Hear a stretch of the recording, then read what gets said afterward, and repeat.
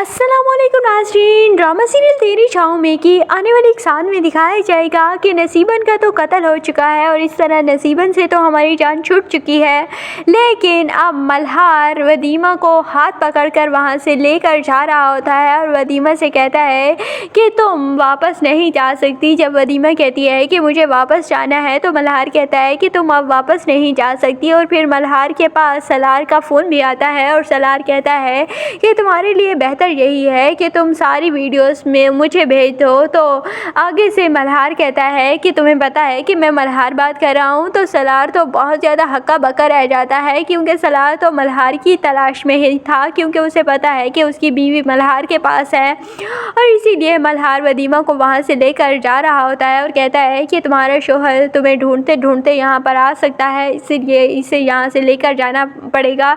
लेकिन वदीमा कहती है कि मैंने तुम्हें दूसरों से अलग समझा था और यही मेरी गलती थी, तुम भी दूसरों की तरह ही हो और तुमने मुझे इस्तेमाल किया है। और फिर मल्हार कहता है कि तुमने जो समझा ठीक समझा और मैं ऐसा ही हूँ। और इसीलिए वदीमा का हाथ पकड़कर वहाँ से लेकर वदीमा को चला जाता है और फिर सलार से मिलने के लिए जाता है। और सलार मल्हार से कहता है कि तुम मेरी बीवी मुझे वापस कर दो। तो मल्हार कहता है कि तुम हथियार डाल दो और मैं तुम्हारी बीवी तुम्हें वापस करने वाला नहीं हूँ, तुम अकेले भी हो और निहत्ते भी, इसीलिए तुम्हारी कोई भी कोशिश कामयाब नहीं होगी और मैं वदीमा को वापस करने वाला नहीं हूँ।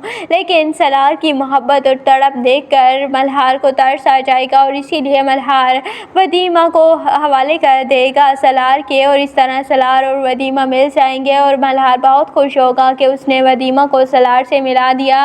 और वो जानबूझकर सलार का मुझे लगता है कि चेक कर रहा था कि क्या वाकई सलार वदीमा के लिए अपनी तड़प रखता है या वो वदीमा को कुछ नहीं कहेगा, क्योंकि ऐसी लड़कियों को मर्द अक्सर एक्सेप्ट नहीं कहते। इसीलिए मल्हार भी काफ़ी ज़्यादा कॉन्शियस था कि क्या सलार उसे एक्सेप्ट करेगा या नहीं। लेकिन सलार तो वदीमा पर जान भी निछावर कर सकता है और वो वदीमा के लिए दुनिया भी छोड़ सकता है, इसीलिए उसने तो वदीमा को फ़ौरन एक्सेप्ट कर लिया। और फिर वदीमा और सलार एक साथ बहुत ज़्यादा खुश रहेंगे। लेकिन उसी दौरान ही मिर्ज़ा साहब के बंदे मुझे लगता है कि सलार पर हमला करेंगे, सलार को गोली मारी जाएगी और वदीमा सलार के लिए बहुत परेशान हो जाती है। और वदीमा सलार से कहेगी कि ये हमें कभी भी खुश नहीं रहने देंगे, इसीलिए बेहतर यही है कि हम पहले इन लोगों को ख़त्म करें, इनके ख़िलाफ़ हम आवाज़ उठाएं, तभी हम खुशी और चैन की ज़िंदगी गुजार सकते हैं।